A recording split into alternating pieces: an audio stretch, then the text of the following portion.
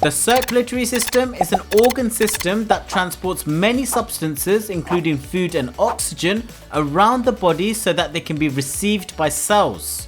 It also transports waste substances out of cells so that they can be excreted. It's mainly made out of the blood, blood vessels, and the heart. The blood itself is made out of 4 main components. The first are red blood cells, which are specialized to carry oxygen. They have no nucleus to increase how much space they have to carry the oxygen, and a biconcave shape to increase their surface area, which also allows them to carry more oxygen. They also contain hemoglobin, which is a protein that binds to oxygen so that the red blood cells can carry it. Blood also consists of white blood cells, which are used to fight infections and are a key part of the immune system. They can change shape to engulf pathogens by a process known as phagocytosis, and they can also produce antibodies and antitoxins, which also helps to fight infection. The third part of the blood are platelets, which are cell fragments that are used to clot blood when a person gets an injury. They seal the wound to prevent excessive bleeding and to stop infection. And the final part of the blood is plasma, which is the liquid part of it, and it carries all the substance in it. This includes red blood cells, white blood cells, platelets, nutrients, hormones, proteins, carbon dioxide, and urea. Now, the heart is an organ that's used to pump blood around the body. Its walls are mostly made up of muscle tissue, which contract to pump the blood. This muscle tissue needs oxygen to contract, and it gets this from the heart's own network of blood vessels called the coronary arteries. Now, when looking at any diagram of the heart, it's important to first note that the right side is on the left of the diagram and the left side is on the right. It's divided into 4 chambers, 2 atria and 2 ventricles. Blood enters the right atrium through the vena cava before being pumped into the right ventricle when the atrium contracts.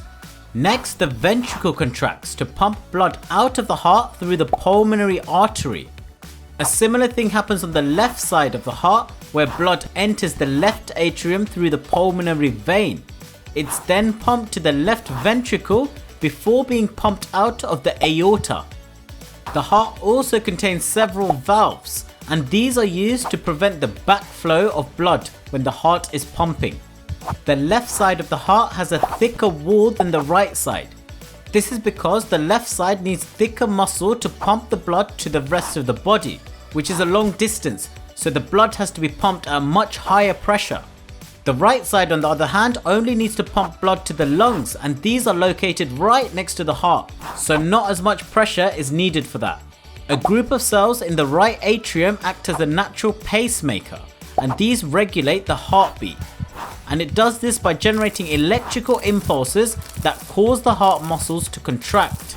Some people may have a natural pacemaker that doesn't work properly, so they can use an artificial pacemaker. These are small devices that are placed under the skin with a wire that's connected to the heart. These devices produce an electrical current that keeps the heart beating regularly. This whole route that the blood takes around the body is the circulatory system, and humans have a double circulatory system. That's because it consists of 2 separate circuits that work together with the heart at its center. One circuit pumps blood to the lungs, and the other pumps blood to the rest of the body. The right ventricle pumps deoxygenated blood, which is blood without oxygen, out of the pulmonary artery and to the lungs, where oxygen is collected into the blood. This makes the blood oxygenated, and it then returns to the heart through the pulmonary vein before it's pumped out again through the aorta this time. Then it just goes to the rest of the body. After delivering oxygen and collecting waste from all the cells in the rest of the body, the blood becomes deoxygenated and returns to the heart through the vena cava, where it completes the cycle and restarts again. The blood in the circulatory system is carried around the body in blood vessels, and there are 3 types. The first are arteries, which transport blood away from the heart under high pressure. Their walls are thick and muscular with elastic fibers to withstand and maintain this high pressure. The hole in the middle of blood vessels are known as the lumen, and in arteries these are small in comparison to its walls. The second type of blood vessels are the veins, which carry deoxygenated blood back towards the heart. They have a larger lumen than the arteries with thinner walls because they carry the blood at a much lower pressure. Additionally, because the blood is flowing so slowly, veins also have valves in them to prevent the backflow of blood. And the third type of blood vessels are capillaries, which are tiny blood vessels which arteries split up into before rejoining to form veins. These are where actual exchange of gases and nutrients occur. They are extremely small with walls that are only 1 cell thick. This helps with diffusion of substances. Oxygen and nutrients pass from the capillaries to body cells, while carbon dioxide and other waste products are collected for removal. The lungs are organs which are crucial for the circulatory system to work properly. They're found in the thorax and are involved in the oxygenating of the blood. Air enters the lungs through the trachea, which divides into 2 bronchi, one for each lung. The bronchi then branch into smaller tubes called the bronchioles, before ending up in tiny air sacs known as the alveoli, where gas exchange occurs. Oxygen diffuses from the alveoli into the blood, while carbon dioxide moves from the blood back into the alveoli so that it can be exhaled. Okay, now let's try a quiz on this topic. See how many questions you can get right.